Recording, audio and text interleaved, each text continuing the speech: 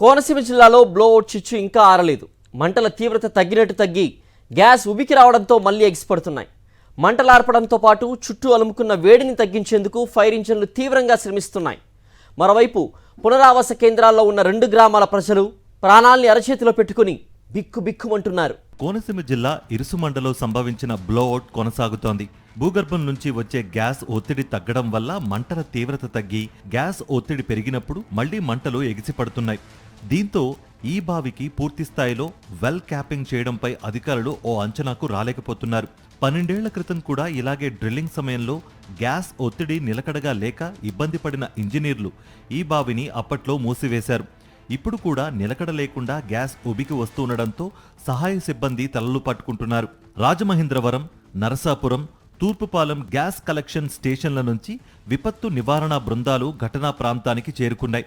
Gas చమురు కలిసి మండుతున్నందున మంటల తీవ్రత, చుట్టూ అలుముకున్న వేడిని తగ్గించేందుకు ఫైర్ ఇంజన్ల ద్వారా నీటిని చల్లుతున్నారు.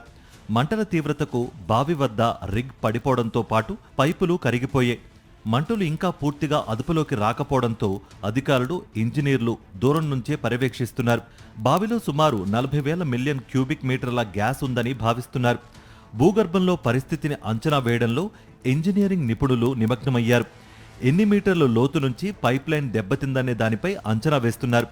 ఒకేసారి మంటలు అదుపు చేయడం వల్ల శాస్త్రీయంగా ఇబ్బందులు తలెత్తుతాయని, ఈ నేపథ్యంలో క్రమక్రమంగా 4 రోజుల్లో మంటలను అదుపు చేయనున్నట్లు ఓఎన్జీసీ వర్గాలు చెబుతున్నాయి. మరోవైపు బ్లోఅవుట్ చిచ్చు ఆరేందుకు మరో వారం రోజులు పట్టొచ్చని జిల్లా కలెక్టర్ మహేష్ తెలిపారు. బోరుబావికి వారం రోజుల్లో క్యాపింగ్ చేసేందుకు ప్రణాళిక సిద్ధం చేసినట్లు పేర్కొన్నారు.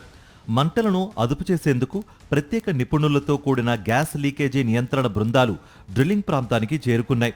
బ్లోఅవుట్ జరిగిన ప్రాంతాన్ని వైఎస్ఆర్సీపీ జిల్లా అధ్యక్షుడు చిర్ల జగ్గిరెడ్డి ఆధ్వర్యంలోని బృందం పరిశీలించింది. బ్లోఅవుట్ జరిగిన తీరును అధికారులను అడిగి తెలుసుకుంది. ఓఎన్జీసీ అధికారుల నిర్లక్ష్యం వల్లే ఇరుసుమండలో బ్లోఅవుట్ జరిగిందని, ప్రమాదం జరిగినప్పుడు గ్రామస్తులను అలర్ట్ చేసే అలారం ఏర్పాటు చేయలేదని ధ్వజమెత్తారు. నిన్న ఇక్కడ బ్లోఅవుట్ జరిగితే ఇక్కడున్న ప్రజలకు ఎవరికి ఇన్ఫర్మేషన్ ఇవ్వకుండా సంబంధిత సంస్థ వారు కారులేసిన వారు పలాయనం చిత్తగించారు. కనీసం ఒక అలారం సిస్టమ్ కూడా ఈ గ్రామంలో ఏర్పాటు చేయలేదు. అధికారులు చేసింది ఏమిటంటే, మీరు ఇక్కడి నుంచి 1 కిలోమీటర్ దాటి పారిపోండి అని చెప్పి వాళ్ళు వెళ్ళిపోయారు.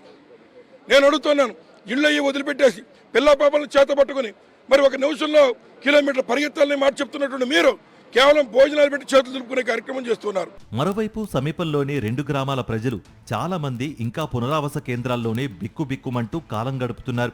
ఇళ్లకు తాళాలు వేసుకుని వస్తే రాత్రి దొంగలు పడి దోచేశారని ఒకరు, తమ పశువులను దొంగలు ఎత్తుకుపోయారని మరొకరు చెప్తూ వాపోయారు. ప్రాణాలు అరచేతుల్లో పెట్టుకుని కట్టుబట్టలతో వస్తే పునరావాస కేంద్రాల్లో అరాకొరా సౌకర్యాలు ఉన్నాయని ఆవేదన చెందుతున్నారు.